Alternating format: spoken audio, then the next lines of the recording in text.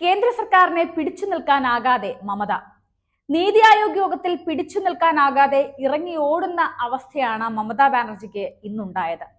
ഘോരഘോരം പ്രസംഗിക്കാനുള്ള വേദിയാക്കി മമത നീതി ആയോഗിനെ മാറ്റിയതോടെ മമതയുടെ mic off ചെയ്താണ് കേന്ദ്ര സർക്കാർ തിരിച്ചടി നൽകിയത്. ഇതോടെ യോഗത്തിൽ നിന്ന് ഇറങ്ങി ഓടുകയായിരുന്നു മമത.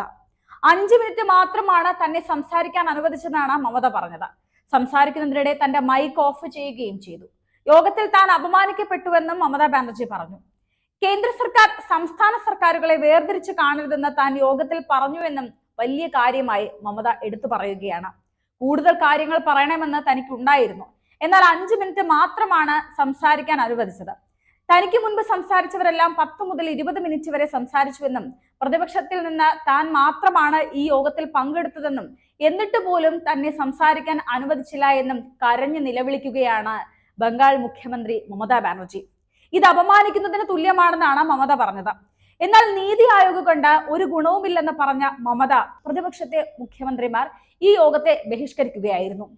ഈ യോഗത്തിൽ പങ്കെടുക്കാൻ പോലും തയ്യാറായില്ല. ആ സാഹചര്യത്തിൽ എന്തിനാണ് ഈ യോഗത്തിൽ മമതാ ബാനർജി പങ്കെടുത്തു എന്ന ചോദ്യമാണ് കേന്ദ്ര സർക്കാരും BJP അടക്കമുള്ളവർ ചോദിക്കുന്നത്.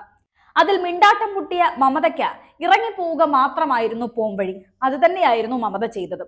കൂടുതൽ സംസാരിക്കാൻ മൈക്ക് ഓൺ ചെയ്ത് വെച്ചാൽ മമത സംസാരിക്കുന്നത് പ്രധാനമന്ത്രിക്ക് എതിരെയാണെന്നുള്ള കൃത്യമായ ബോധമുള്ളത് കൊണ്ട് തന്നെയാണ് 5 മിനിറ്റ് കഴിഞ്ഞപ്പോഴേക്കും മമതയുടെ മൈക്ക് ഓഫ് ചെയ്ത് ഇറങ്ങിപ്പോയിക്കോളാൻ കേന്ദ്ര സർക്കാർ പറഞ്ഞത്.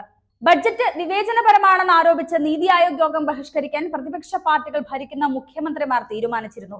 കേരളത്തിന്റെ മുഖ്യമന്ത്രി പിണറായി വിജയനും തെലങ്കാന മുഖ്യമന്ത്രി രേവന്ത് റെഡ്ഡിയും കർണാടക മുഖ്യമന്ത്രി സിദ്ധരാമയ്യ, ഹിമാചൽ പ്രദേശ് മുഖ്യമന്ത്രി സുഖ്വിന്ദർ സിംഗ് സുഖു, തമിഴ്നാട് മുഖ്യമന്ത്രി MK സ്റ്റാലിൻ എന്നിവർ ഉൾപ്പെടെയുള്ളവരാണ് യോഗം ബഹിഷ്കരിച്ചത്. എന്നാൽ യോഗത്തിൽ പങ്കെടുക്കുമെന്നും പ്രതിപക്ഷ സംസ്ഥാനങ്ങൾ അനുഭവിക്കുന്ന വിവേചനം ചൂണ്ടിക്കാണുമെന്നായിരുന്നു മമതയുടെ നിലപാട്. എന്നാൽ നീതി ആയോഗ് കൊണ്ട് പ്രയോജനമില്ലെങ്കിൽ പിന്നെ എന്തുകൊണ്ട് പങ്കെടുത്തു എന്നാണ് ശിവസേനയുടെ ചോദ്യം. ശിവസേനയുടെ ചോദ്യത്തിനും മമതാ ബാനർജിക്ക് ഉത്തരമില്ല. പങ്കെടുക്കരുതെന്ന കൂട്ടായ തീരുമാനമായിരുന്നുവെന്ന് സഞ്ജയ് റാവത്ത് പ്രതികരിച്ചു. തന്നോട് ആരും പറഞ്ഞിട്ടില്ലെന്നായിരുന്നു മമതയുടെ നിലപാട്. 3ാം മോദി സർക്കാർ വന്നതിന് ശേഷമുള്ള നീതി ആയോഗിന്റെ ആദ്യ ഗവേണിംഗ് കൗൺസിൽ യോഗമാണ് ഇന്ന് ചേർന്നത്.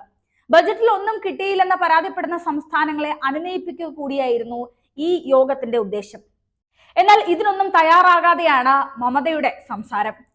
കഴിഞ്ഞ ദിവസം കേന്ദ്ര വിദേശ മന്ത്രാലയത്തോട് കയർത്തുകൊണ്ട് മുഖ്യമന്ത്രി മമതാ ബാനർജിയുടെ സംസാരം വളരെ വിവാദമായിരുന്നു.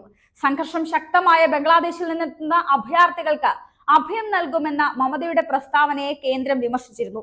ഇതിന് പിന്നാലെയാണ് മമതയുടെ അതിരുവിട്ട പെരുമാറ്റം ഉണ്ടായത്. ഫെഡറൽ ഘടനയെ പറ്റി തനിക്ക് നന്നായി അറിയാമെന്നും മമത പറഞ്ഞു. തന്നെ വിമർശിക്കുന്നതിന് പകരം ഈ സംവിധാനത്തെക്കുറിച്ച് കൂടുതൽ പഠിക്കാൻ ശ്രമിക്കുമെന്നും മമത പറഞ്ഞിരുന്നു. 7 തവണ MP ആയിരുന്ന ആളാണ് താനെന്നും 2 തവണ കേന്ദ്രമന്ത്രിയായും സേവനം അനുഷ്ഠിച്ചിട്ടുണ്ടെന്നും വിദേശ നയത്തെപ്പറ്റി മറ്റാരെക്കാളും നന്നായി തനിക്ക് അറിയാമെന്നും തന്നെ ആരും പഠിപ്പിക്കാൻ വരണ്ട എന്നുമായിരുന്നു മമതാ ബാനർജി കഴിഞ്ഞ ദിവസം പറഞ്ഞിരുന്നത്.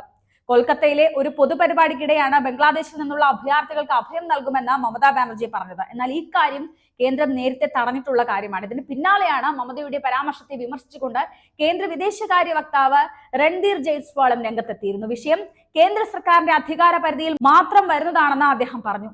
പശ്ചിമ ബംഗാൾ മുഖ്യമന്ത്രിയുടെ അഭയ വാഗ്ദാനത്തിൽ ബംഗ്ലാദേശ് ഇന്ത്യയോട് ഔദ്യോഗിക പ്രതിഷേധവും രേഖപ്പെടുത്തിയിരുന്നു.